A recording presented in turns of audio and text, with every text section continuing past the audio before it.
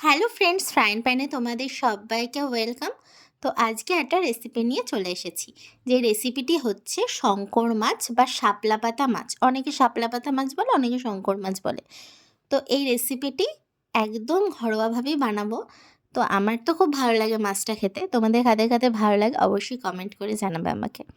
তো চলো রেসিপিটি কীরমভাবে বানাই দেখে নেওয়া যাক। তো এখানে আমি সর্ষের তেল দিয়ে দিচ্ছি কড়াইতে। তো তেলটা গরম করে নেব। ততক্ষণ আমি আলু ডুমো করে কেটে রেখেছি, সে আলুর মধ্যে আমি হলুদ মাখিয়ে নিচ্ছি। আর নুনটা আগে থেকে মাখিয়ে রেখেছি যাতে আলুটা নরম হয়ে যায়। তো তেলের মধ্যে দিয়ে দিলাম, আলুটা ভেজে নেব। এবারে এখানে দেখো শঙ্কর মাছগুলো আর পেঁয়াজ বাটা, আদা রসুন বাটা আর টমেটো কুচি তো আছেই। তো শঙ্কর মাছের এইগুলো হচ্ছে মেটে।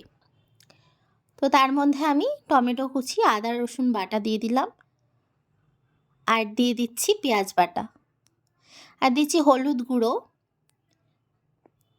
জিরে গুঁড়ো, ধনে গুঁড়ো, শুকনো লঙ্কার গুঁড়ো, নুন স্বাদ মতো, আর সর্ষের তেল তো দিতেই হবে, দিয়ে মাখিয়ে নিচ্ছি। তো একদম মাংসের যেরকম রেসিপি হয় ওরকমই রেসিপিটা বানাতে হয়। মাংস যেরকম আমরা এরকম মশলা মাখিয়ে বসিয়ে দিই, ওরমভাবেই বসাবো। মাছগুলো অনেক সময় ভেজেও নেয় অনেকে। তো আমি এইভাবে এই প্রসেসেই বানাচ্ছি, এখন ভেজে নিচ্ছি না মাছগুলো। তো ওই সর্ষের তেলের মধ্যে তেজপাতা, শুকনো লঙ্কা আর গোটা গরম মশলা ফোড়ন দিয়ে দিলাম। ফোড়নটা নেড়ে ছেড়ে তেলটা ভালো করে গরম করে নিয়েছিলাম। তারপরে মাছটা ম্যারিনেট করে রেখেছিলাম ওটা দিয়ে দিলাম। তো ম্যারিনেট মানে মশলা মাখিয়ে দিয়ে দিয়েছি, খুব বেশিক্ষণ ম্যারিনেট করার দরকার নেই। তারপর নেড়ে ছেড়ে কষিয়ে নিচ্ছি মাছটাকে। তো কষানো হয়ে গেছে, এবারে ভেজে রাখা আলুগুলো দিয়ে দিলাম।